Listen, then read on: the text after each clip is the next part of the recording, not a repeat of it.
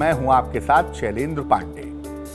भारतवर्ष में हमारी सनातन परंपरा में विवाह को एक पवित्र बंधन मानते हैं, एक पवित्र संस्कार मानते हैं। और विवाह के बंधन को मजबूत करने के लिए, संस्कार की शुभता के लिए हम बड़े सारे उपाय भी करते हैं, बड़े सारे प्रयोग भी करते हैं, बड़े सारे व्रत रहते हैं, बड़े सारे त्योहार मनाते हैं। तमाम महत्वपूर्ण व्रतों में एक महत्वपूर्ण व्रत है हरितालिका तीज का। आज हम आपको बताएंगे हरितालिका तीज के बारे में और इससे जुड़ी हुई तमाम जानकारियां आप तक पहुंचाएंगे। सबसे पहले जानते हैं कि हरितालिका तीज का महत्व क्या है। देखिए, इसको हरितालिका तीज भी कहते हैं और हरतालिका तीज भी कहते हैं, लेकिन चूंकि इसका संबंध भगवान शिव से है और हर शिव का नाम है, इसलिए हरतालिका तीज कहना ज्यादा सही होगा। इस पर्व को मनाते हैं भाद्रपद शुक्ल पक्ष की तृतीया तिथि को।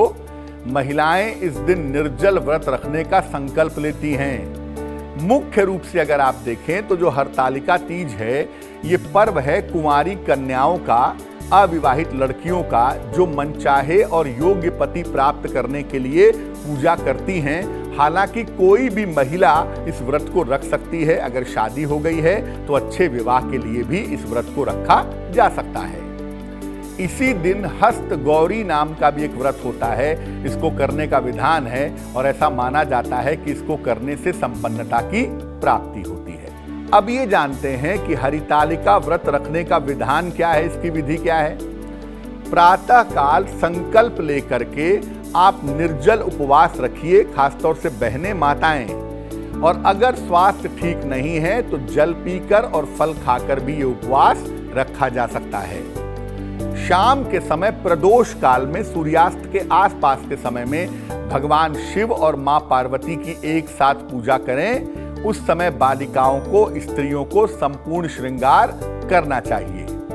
मां पार्वती को सौभाग्य का सारा सामान, सुहाग की चीजें अर्पित करनी चाहिए और उनसे अपनी मनोकामना पूर्ण करने की प्रार्थना करनी चाहिए।